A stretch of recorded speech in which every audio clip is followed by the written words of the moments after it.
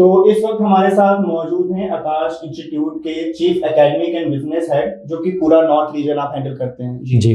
तो इनसे चलिए सवाल करते हैं, क्योंकि आज हम बात करें तो धर्मशाला में आकाश इंस्टीट्यूट का इनॉग्रेशन हुआ है और सर भी हमारे साथ मौजूद हैं। काफी सौभाग्य की बात है, क्योंकि पूरा नॉर्थ आप हैंडल करते हैं और आज के दिन आप हमारे साथ मौजूद हैं इस वक्त।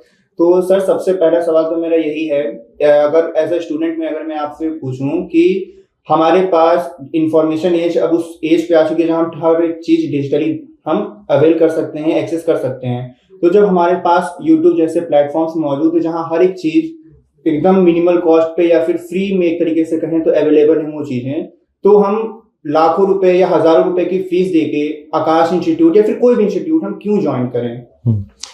देखिए, बहुत ही वैलिड क्वेश्चन है। और स्पेशली कोविड के टाइम में जब कंप्लीट लॉकडाउन में था कंट्री, सारी सर्विसेज कंप्लीटली ऑनलाइन मोड पे डिलीवर की जा रही थी। बट वो एक ऐसी सिचुएशन थी जहाँ पर कोई दूसरा ऑप्शन बच्चे के पास या ट्यूटर्स के पास अवेलेबल नहीं था। जैसे ही वो सारी चीज़ें नॉर्मलाइज हुई, आपने देखा होगा कि बच्चा वापस से ऑफलाइन क्लासरूम्स की ओर बहुत तेज़ी से मूव किया है।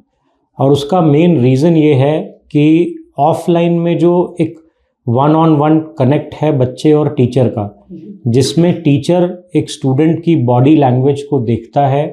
जब एक टीचर क्लास में डिलीवरी कर रहा होता है और बच्चा सामने बैठा होता है, काफ़ी हद तक वो समझ पाता है कि बच्चे को कितना ग्रास्प हो रहा है वो टॉपिक, कहाँ पर उसको डिफ़िकल्टी फेस हो रही है।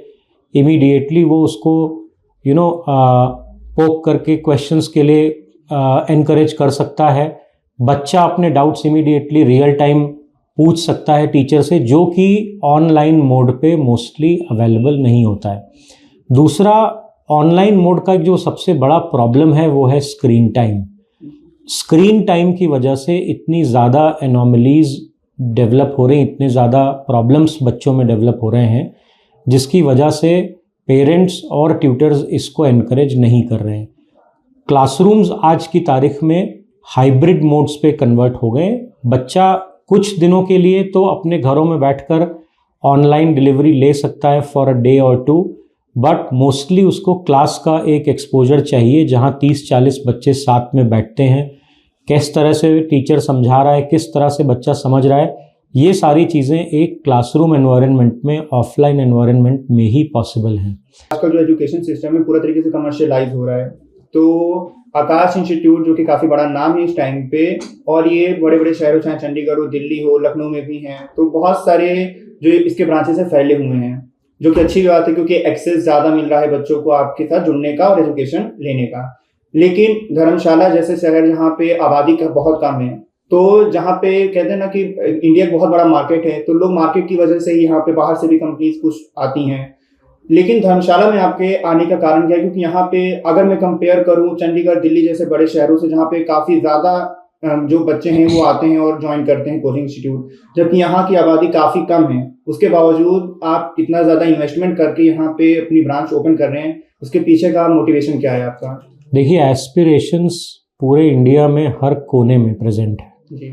और जिस जगह भी एस्पिरेशन प्रेजेंट है, आकाश इंस्टीट्यूट का मकसद है कि वहाँ पर बच्चे को क्वालिटी एजुकेशन अवेलेबल होनी चाहिए।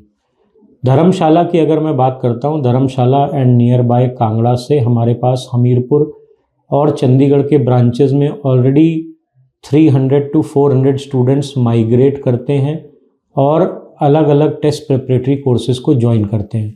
अब इन बच्चों को इतनी डिफ़िकल्टीज़ फेस करनी पड़ती हैं अपना शहर छोड़कर जाने में, दूसरी जगहों पर हॉस्टल्स में या पीजीज़ में रहना पड़ता है, फूड क्वालिटी से कॉम्प्रोमाइज़ करना पड़ता है, पेरेंट्स से दूर रहना पड़ता है, साइकोलॉजिकली चैलेंज्ड होते हैं।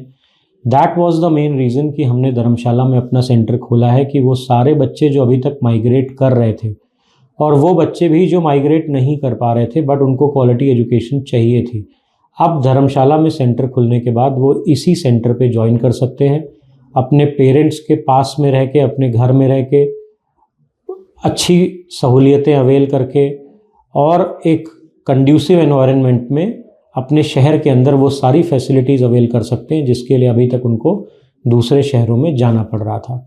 So that is the main purpose of opening our new center here at Dharamshala.